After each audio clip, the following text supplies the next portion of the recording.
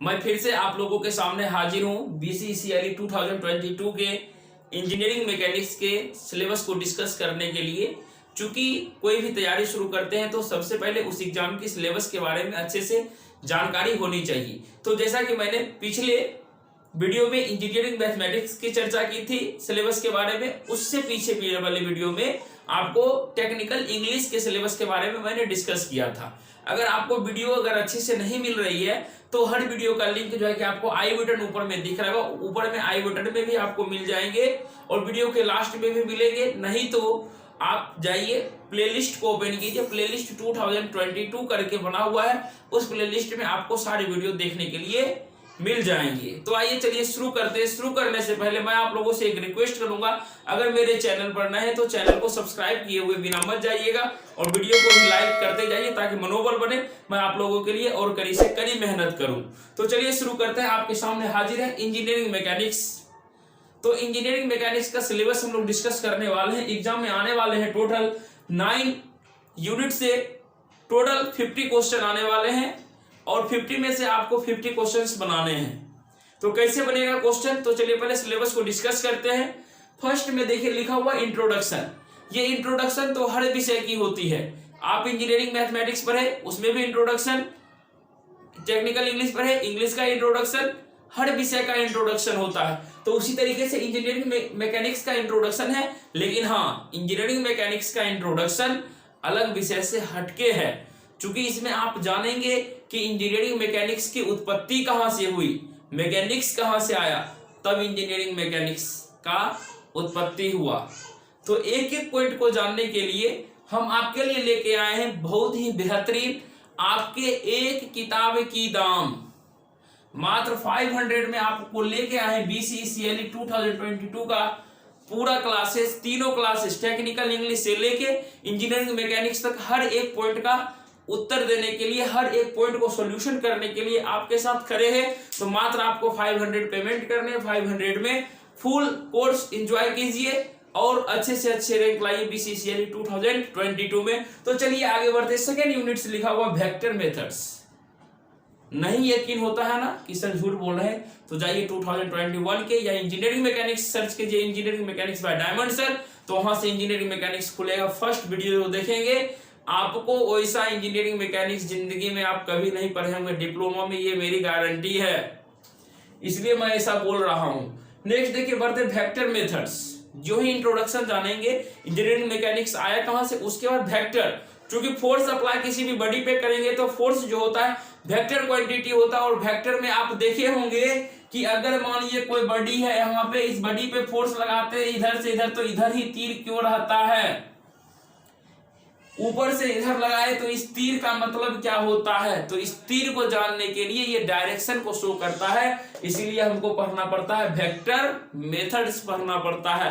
Vector कितने प्रकार के होते हैं, वेक्टर कैसे कैसे होते हैं, कैसे वेक्टर को हम ज्वाइन कर सकते हैं, किस वेक्टर को घटा सकते हैं, कैसे कर सकते हैं, ये सभी चीज हम लोग वेक्टर मेथड्स में जानेंगे।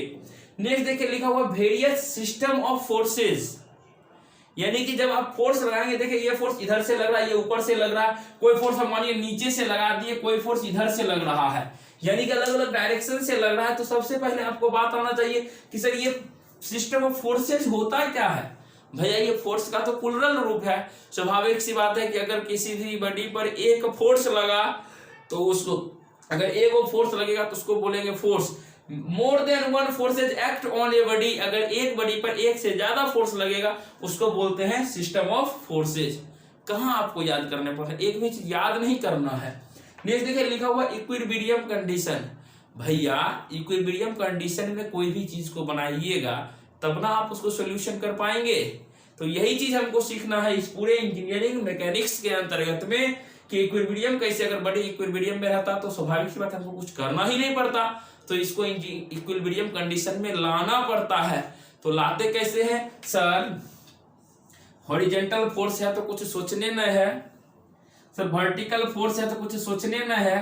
तो कहानी कहां से स्टार्ट होता है, हम लोगों का फंसना स्टार्ट होता है जब बॉडी देता है इंक्लाइंड फोर्स देता है, वहीं से हम लोगों को सोचना पड़ता है, तब जाके हम लोग क्या करते हैं इक्विलिब्रियम के बारे में सोचते हैं।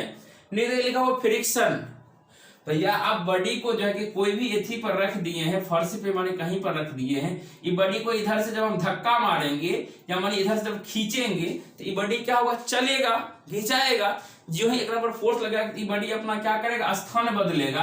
स्थान बदलेगा तो ये बॉडी उठ के माने यहाँ चलाया, लेकिन बॉडी यहाँ चलाएगा तो यहाँ से यहाँ तक इधरों तक खींचेगा। ये तो सोचेगा कि हम रोक ले, यानी कि जो बॉडी जिधर जा रहा है उसके अपोजिट में जो फोर्स लगेगा वो कहते हैं फ्रिक्शन। सर इसी से काम चल जाएगा क्या? नहीं ना, बहुत तरह का फ्रिक्शन होता है। मानिए हम इस पे खींच रहे हैं रस्सा लगा के, घिंचेबे नहीं कर रहा है, नहीं घिंचाया, और दम लगाए फिर भी नहीं घिंचाया, लेकिन एक बार इतना दम लगाया कि घिंचाने की स्थिति में तनिस घिंचाया फिर रुक गया, तब कौन फ्रिक्शन लगेगा? घींचे तो खिंचाइए गया तो हम फ्रिक्शन तो पार कर गए, हमारा फोर्स जो है फ्रिक्शन से ज्यादा लग गया, तब कौन सा फ्रिक्शन होता है? एक एक बारे में जानेंगे कि फ्रिक्शन कहां पे और कैसे लगता है। अब नेक्स्ट देखिए लिखा हुआ kinematics and kinetics of A particle. भैया सबसे पहले जानेंगे पार्टिकल होता क्या है, तब ना जानेंगे काइनेमेटिक्स और काइनेटिक्स क्या होता है।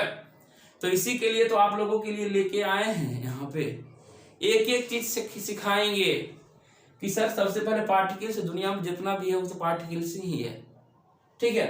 नेक्स्ट देखिए लिखा हुआ इंपल्स एंड मोमेंटम। जब ये सभी चीज पार्टिकल्स पढ़ेंगे, सब चीज बॉडी पढ़ेंगे क्या होता है, स्टेट पढ़ेंगे, तब ना हम सीखेंगे कि इंपल्स और मोमेंटम कैसे निकलता है। फॉर्मूला रट लिए काम हो जाएगा भैया, 11-12 नहीं है, 11-12 से काम नहीं चलेगा, आपको कहीं ना कहीं हटके मेहनत करना है। सिलेबस वही दिख रहा होगा, 11-12 वाला सिलेबस दिख रहा होगा, लेकिन भैया यहाँ सब्जेक्ट का नाम देखिए क्या लिखा हुआ, मैकेनिक्स के पहले इंजीनियरिंग लगा हुआ। भैया आप इंजीनियरिंग बनने वाले हो, इंजीनियर बनने वाले हो, तो कहीं ना कहीं 11-12 से हटके दिया है। तो चलिए आगे बढ़ते हैं सर, और क्या दिया हुआ, kinematics and kinetics of rigid body. Sir ये तो रिजिड बॉडी हम लोग सिर्फ रट के निकल गए थे, तो रिजिड बॉडी क्या होता है, सबसे पहले रिजिड बॉडी जानिएगा तबे ना। तो रिजिड बॉडी किसको कहते हैं, देखिए इंट्रोडक्शन में थोड़ा सा हो जाए मस्ती। तो वैसन बॉडी जकरा पर हम जिंदगी में फोर्स लगाते रह जाएं, उस बॉडी जो है कि मानिए नमर गया, सिकुड़ गया, किसी भी तरह का हो गया, लेकिन उसको छोड़े तो छोड़ने के बाद वो अपना ओरिजिनल शेप प्राप्त कर लेगा ना, उसी को कहा जाता है रिजिड बॉडी, ठीक है। लेकिन आप स्प्रिंग, मानिए स्प्रिंग लेते, सर स्प्रिंग का नंबराते हैं, छोड़ते फिर इतनी बन जाता है, लेकिन भैया दम लगा के 2-3 बार नंबराओ ना, स्प्रिंग नंबर जाएगा, इतनी इतने बड़ा हो जाएगा स्प्रिंग।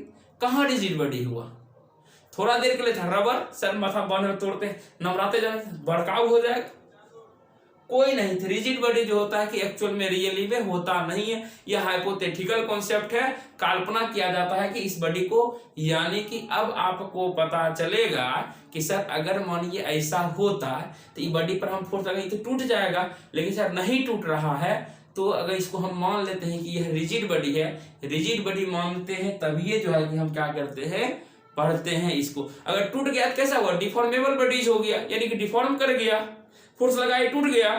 तो सर बात फंसता कहां है, तो बात फंसता कहां है उसको समझने से पहले लास्ट में देखिए बहुत बढ़िया चैप्टर दिले हैं, कौन चीज, वर्क एनर्जी एंड पावर।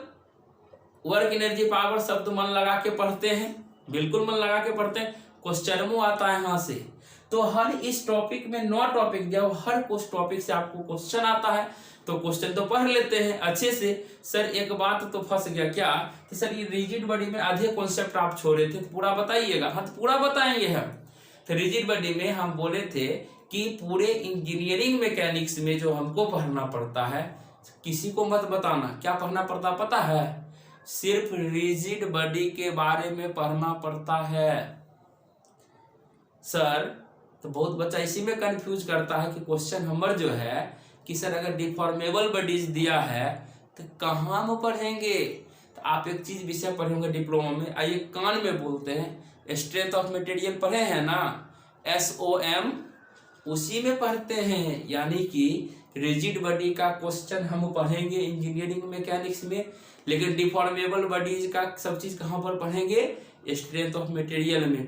क्योंकि पुलवा बनाइएगा तो पुलवे न धसेगा, तो इसलिए जो है कि वहां से। लेकिन एक बात एक जानते हैं, इंजीनियरिंग मैकेनिक्स को क्या कहा जाता है, engineering mechanics is the backbone of engineering. यानी कि इंजीनियरिंग मैकेनिक्स जो है कि इंजीनियरिंग का बैकबोन है। क्यों, क्योंकि बिना इंजीनियरिंग मैकेनिक्स का सब चीज अधूरा है। चाहे आप कोई भी ब्रांच को, मैकेनिकल है तो क्या हीरो हैं, मैकेनिकल है तो फिर भी आपको इसका नॉलेज होना चाहिए, क्योंकि आगे पढ़ के पढ़ते हैं डिजाइनिंग ऑफ मशीन पढ़ते हैं ना, डिजाइनिंग ऑफ मशीन में भी काम आता है ये सब। थ्योरी ऑफ मशीन टॉम पढ़ते हैं ना, टॉमो में काम आता है। बीटेक में जाएगा तो डोमो होता है, डोम नहीं डोम, डायनामिक्स ऑफ मशीन। सर तो आप बहुत अच्छा बात बता दिए हैं। तो चलिए, बहुत अच्छी बात है, आप लोगों के साथ सिलेबस को मैंने डिस्कस किया। और अंत में जाते जाते बोलते हैं कि अगर वीडियो अच्छा लगा तो वीडियो को लाइक कीजिए, अगर कहीं पर भी क्वेरी है तो कमेंट करके जाइए, अगर चैनल पर नए तो सब्सक्राइब किए हुए बिना मत जाइएगा, क्योंकि आपके लिए बिल्कुल एक किताब से भी कम दाम में लेके हाजिर हैं इंजीनियरिंग BCECLE 2020 के लिए, BCECLE 2022 के लिए कोर्स आपके लिए बिल्कुल ही कम में अवेलेबल है। तो आपको जैसा लगे, अगर अच्छा लगे तो जरूर आप कोर्स में ज्वाइन कीजिए। लेट मत कीजिएगा, जितना लेट कीजिएगा उतना ही ज्यादा आपको दिक्कतें आएगी, क्योंकि आपको रैंक से लाना है ना, रैंक ला के आपको एक बार में एडमिशन लेने हैं इंजीनियरिंग, टॉप इंजीनियरिंग कॉलेज में। मेरा भी सपना है कि मैं अपने बच्चे को वैसे टॉप इंजीनियरिंग कॉलेज में, मैं तो नहीं पढ़ पाया लेकिन हाँ मैं भी पढ़ा हूँ, मुझे अपने पे गर्व फील है, क्योंकि मैंने जिस कॉलेज में पढ़ा हूँ तो कॉलेज एस्टेब्लिशमेंट हुआ था 2016 में, और उसी कॉलेज के AKU यूनिवर्सिटी के टॉपर बने हैं, कटिहार इंजीनियरिंग कॉलेज के बच्चे हैं। आप नहीं है तो आप जाइए न्यूज पे देखिए कि AKU यूनिवर्सिटी का टॉपर कौन है, तो पता चल जाएगा कि कौन से इंजीनियरिंग कॉलेज के। तो मुझे अपने इंजीनियरिंग कॉलेज पे गर्व है। अगर आप भी जिस कॉलेज में जाएं उस कॉलेज को टॉप इंजीनियरिंग कॉलेज बना दे, तब आप में वो हिम्मतें हैं। तो चलिए मिलते हैं नेक्स्ट वीडियो में। जय हिंद, जय भारत।